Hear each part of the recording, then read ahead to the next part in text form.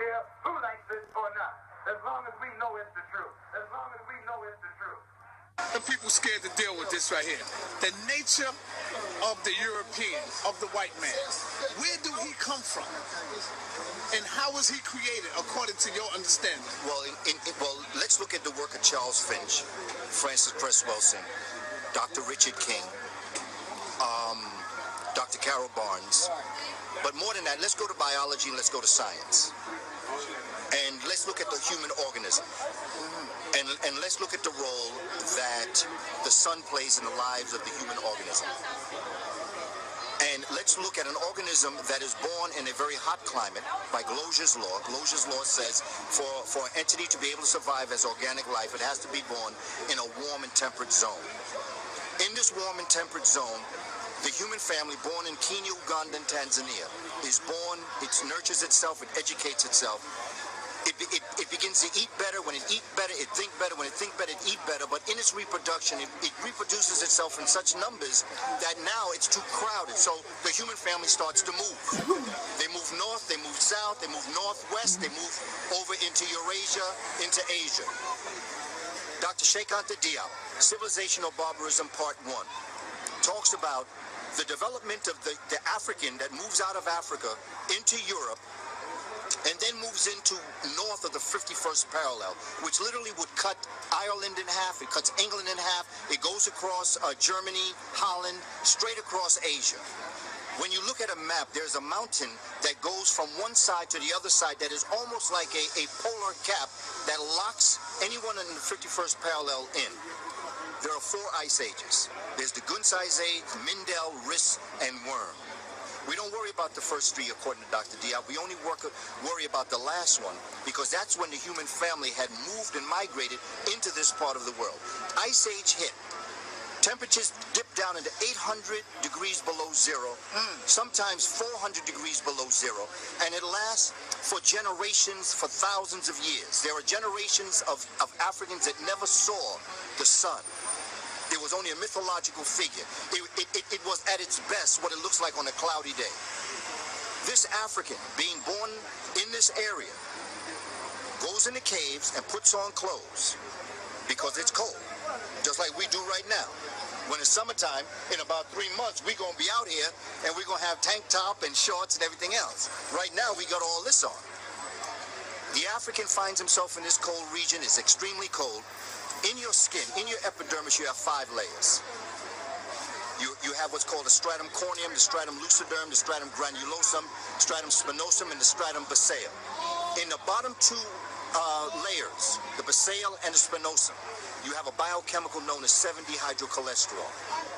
It sits in that epidermis, those parts of your epidermis. When the sun hits your skin, the light and heat energy is absorbed by this dark matter. It converts inactive D1, D2 into active D3.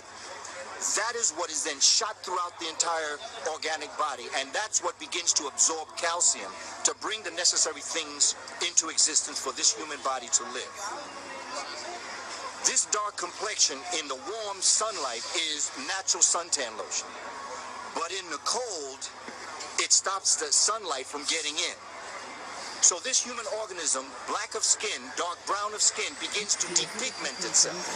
Dr. Richard King says it takes 16 generations for a black person to become pale. So over all these years, this African now, in order to be able to derive the sunlight, begins to depigment itself. There is in your hair, in all of your hair follicles, there's a sebaceous gland. In the sebaceous gland, there is an oil known as the sebum. The sebum is released. They're little packets that explode in your skin, and it sends an oil up through your body. And in the scalp, in the heat, it protects the head from the harmful rays of the sun. Otherwise, you get scalp cancer. In Australia, in Melanesia, but all across the globe. Children can be brought out looking like many different types, because that DNA structure deep within can always produce what's called the archetype. The archetype is the African.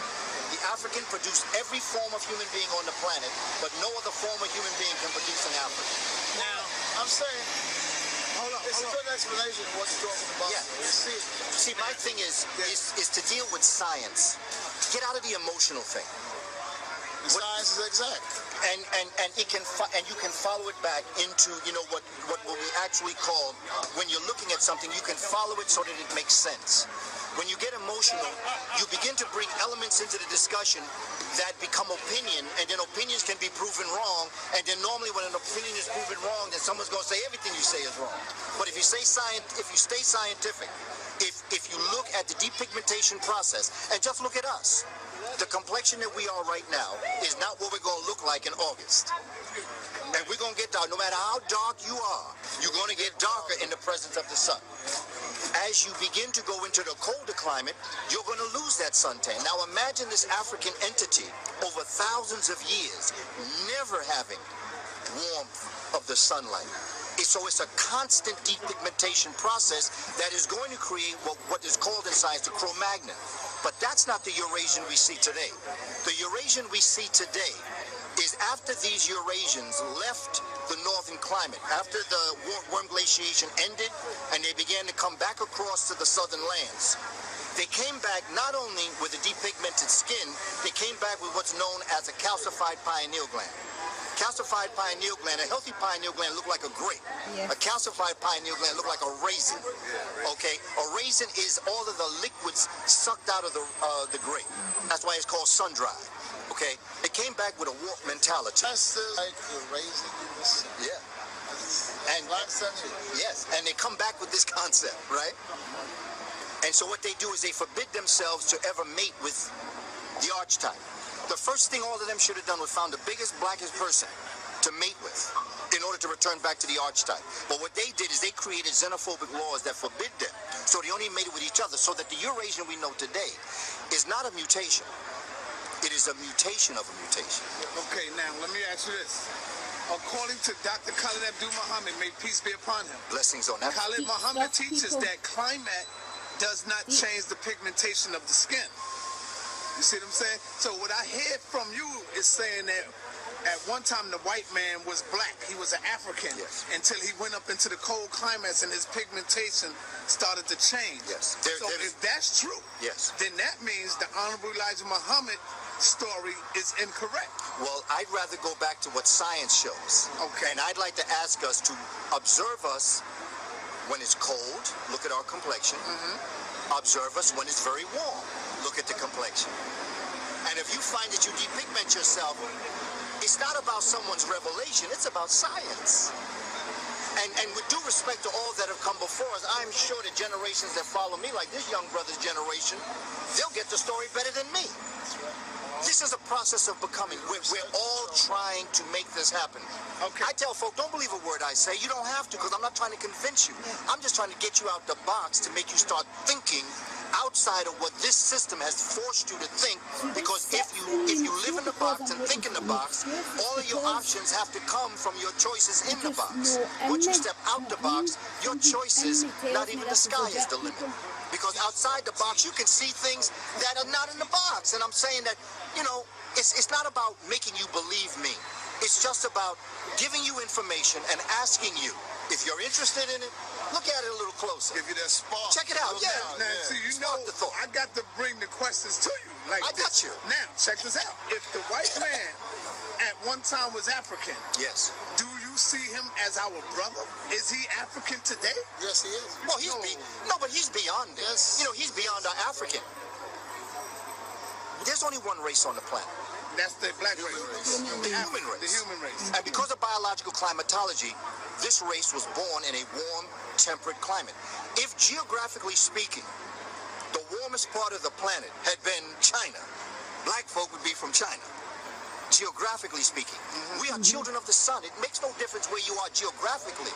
And we have to get over, I know that we're upset with how they've treated us. And I know we'd like to say things about them that are flip and cute and angry at them, but we got to get rid of that emotion, because when we free ourselves from that emotion, we can free ourselves. If you put in the hands of an alien being or someone who means you harm, if you give him the responsibility for having put you in this position, You also give him the power to keep you in the position.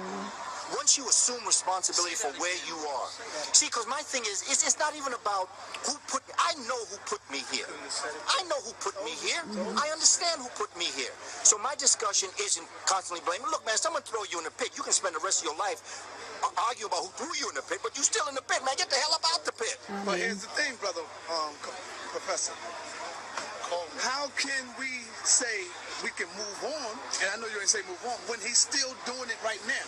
He's still controlling us. No, I don't think he's doing it. He's still, you don't think he's still doing it? No, we doing it. Oh, man, he's still controlling right now to this very day. Well, he's only controlling the physical He world. control our resources. He control the resources coming out of Africa. Only because we're allowing it to occur until we step up. And this is what the Honorable Elijah Muhammad was teaching us. The Honorable Elijah Muhammad and Marcus Garvey showed us what we could do. He showed us what we could do. Okay, he showed us, you know, when the Honorable Marcus Mosiah Garvey developed the UNIA, and when the others formed those organizations, like the Honorable Elijah Muhammad, who bought those farms down south and was able to raise his own fish and raise his own animals and have his own markets and have the steak and take that was around the corner, he showed us we could do it. The question was, where were we stepping up to give that brother the kind of support? Whether we were Muslim or not, I did not practice what would be considered Islam.